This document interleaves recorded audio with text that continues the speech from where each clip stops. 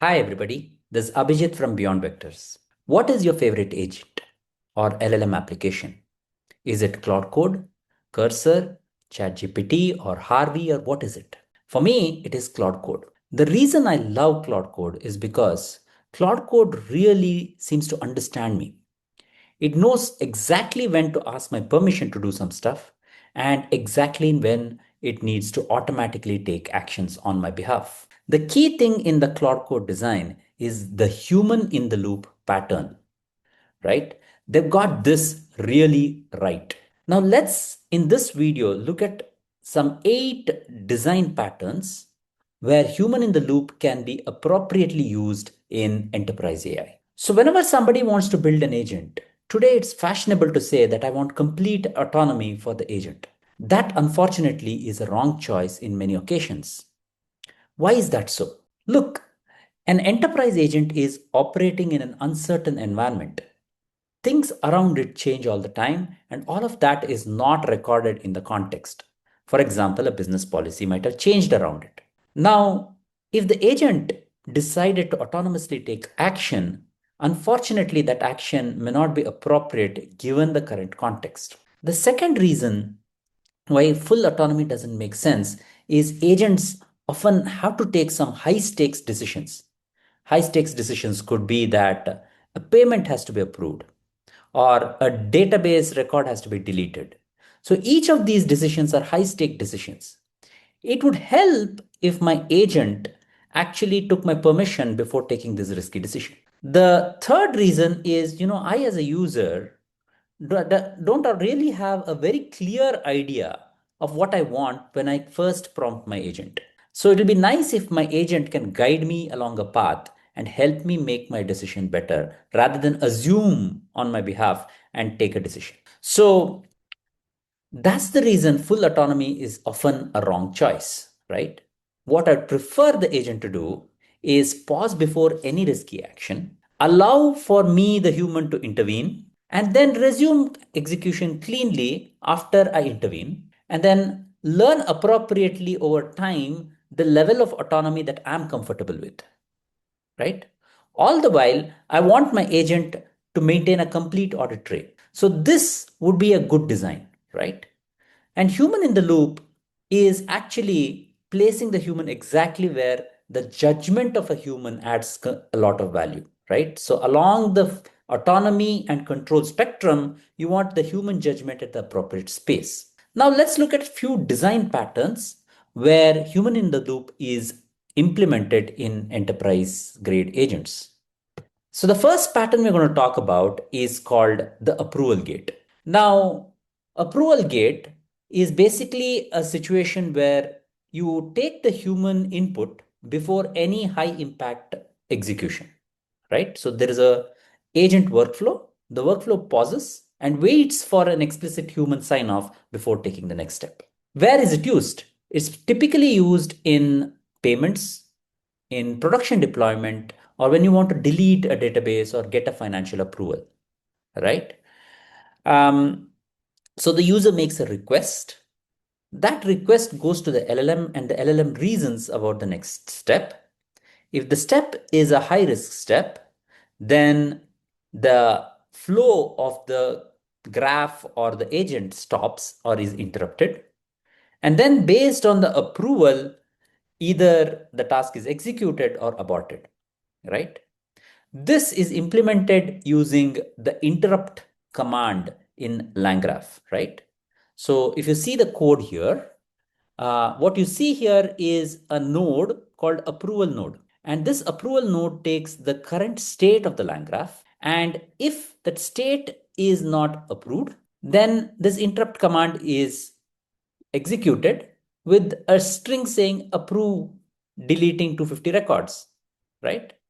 If this approval doesn't come, then the entire workflow is stalled there, right? If the approval comes, based on the type of approval, either it's executed or aborted, right? So this is an approval gate. This is the simplest kind of human in the loop design pattern. Let's look at another design pattern, right? This is called the editable plan. Imagine you want to use an agent to plan your holiday You really don't know what you want. So you say, I want to go on a beach vacation. Now, you wouldn't want the agent to assume that you want to go to Maldives and book the tickets on your behalf. What would be ideal is the agent makes a plan and then it pauses and asks, hey, do you want to edit this plan? Right?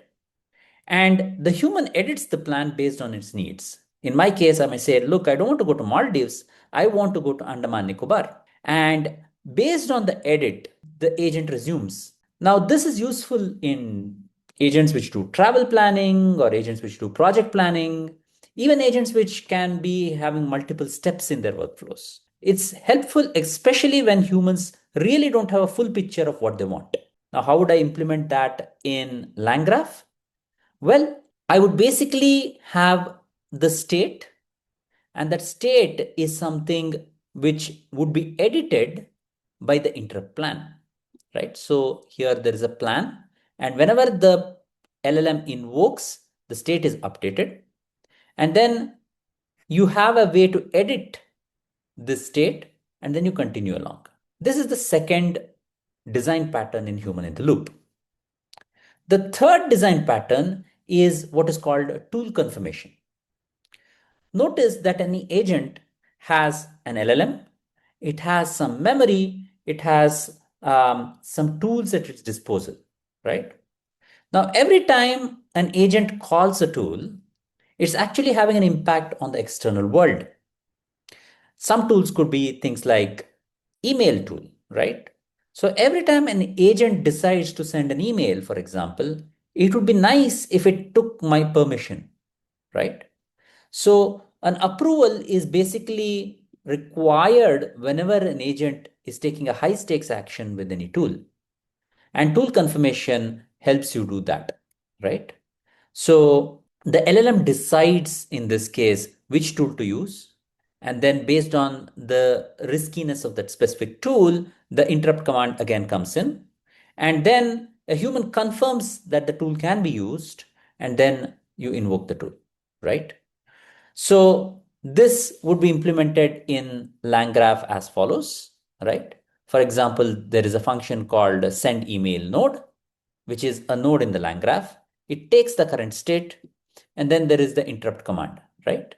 And it says, should I send this email to the specific recipient, right? And if the answer is yes, then this send email is invoked. The next pattern which we have to think about is the notion of progressive autonomy. Look, as I start interacting with the agent, I would ideally want the agent to understand where I want to give autonomy and where I do not want to give autonomy, right? And if the agent eventually learns that, I would prefer that agent to take decisions on my behalf wherever I'm comfortable with and seek my permission wherever there is high risk. That is called progressive autonomy. So, where would I use this, right?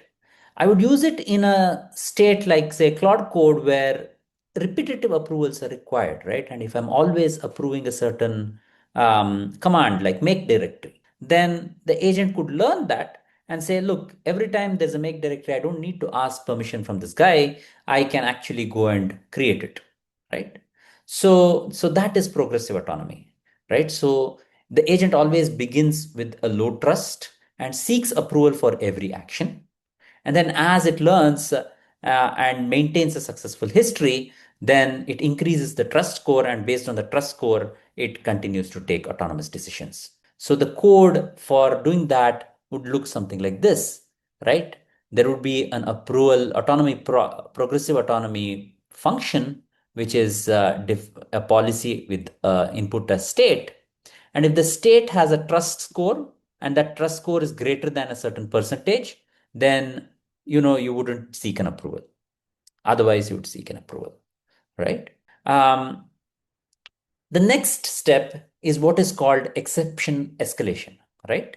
So the humans should step in only when there is a low confidence on the agent's behalf, right? It's almost the opposite of progressive autonomy, right?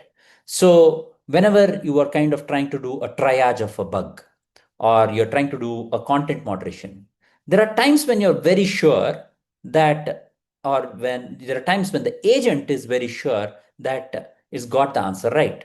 In that case, the agent should be autonomous, right? But if it has any doubt, then it needs to seek the human approval, right? So that is exception-based escalation, right? So the agent starts, does a confidence check on its own answer, and if that is low, then it seeks a human review. If it is high, it gives the answer, right? Again, the way I would implement it in LangGraph is as follows. I would have a confidence router, which would look at a variable called confidence, which is in the state. And if that is below a certain threshold, then I would have a human review, right? Straightforward, but extremely valuable. This confidence router would be part of a conditional edge. The next pattern is very useful in long running agents, right? So imagine an agent which is running for a long period of time, and there is a situation where the agent has stopped, right? And it pauses indefinitely. You want that agent not to restart from scratch. You want it to store its current state in a checkpoint and then resume from that point later, right? So this is the checkpoint and resume pattern in human in the loop. So this is useful for all long-running agents like research agents, invoice processing agents, or any batch automation that you're doing.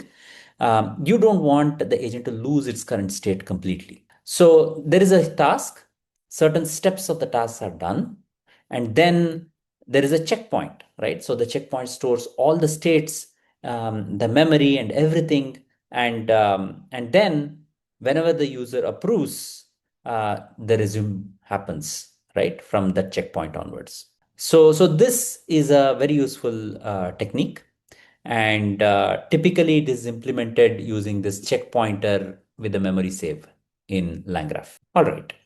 The next pattern which we are going to talk about is the pattern called parallel review. So often, we don't want our agent to stay idle when a human is reviewing some stuff, right? So the workflow works like this. Let's say there is a planner. That planner creates a plan and then it seeks a review of some code by you, right? While you are reviewing the code, the agent could go on and start doing some other tasks like generating docs, right? And then when both of these tasks are completed, there could be a merge where the code is there along with its docs, and then that could be sent as a response, right?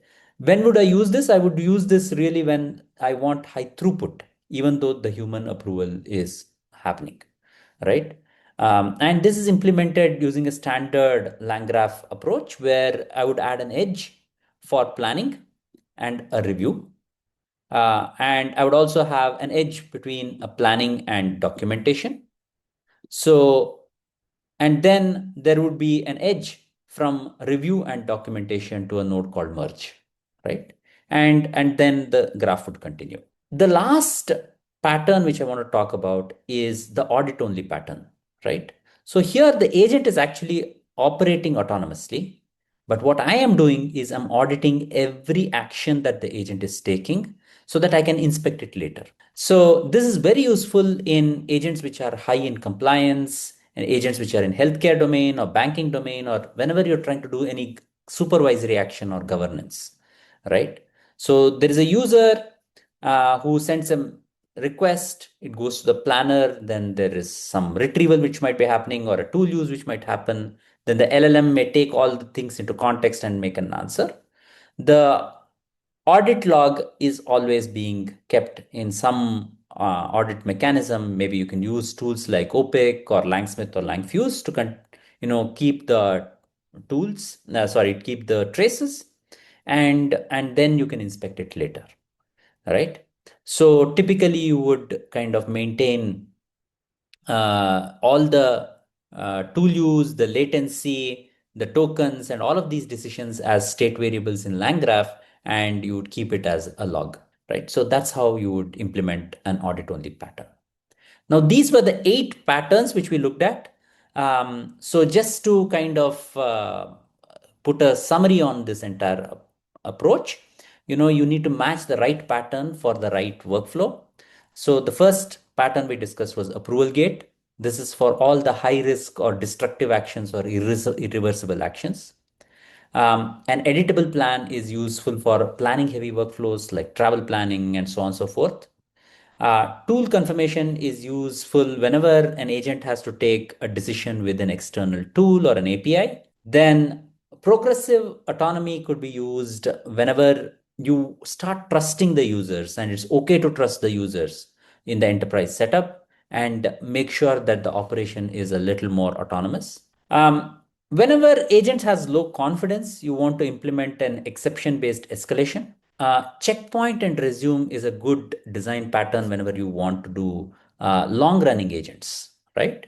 And a parallel review pattern is very useful when throughput is important for you in the execution. And finally, the audit-only mechanism is useful for compliance and governance, right? So the key thing which I want to end with is human in the loop isn't about slowing AI down, right? It's about using human judgment in the right place, in the right amount, so that you create maximum trust and create maximum value, right? It helps us where the agent automates the repetitive work and it escalates whenever there is uncertainty or risk, and it learns along the way based on the history and based on the organizational trust. It also earns the trust of the organization, and it preserves the human control at the right level, and all the while it maintains complete traceability. So the goal is to maximize the autonomy while minimizing the risk, right? So in the autonomy to risk axis, you want to maximize autonomy and you want to keep the risk minimal. All right, that's all we had. Thank you.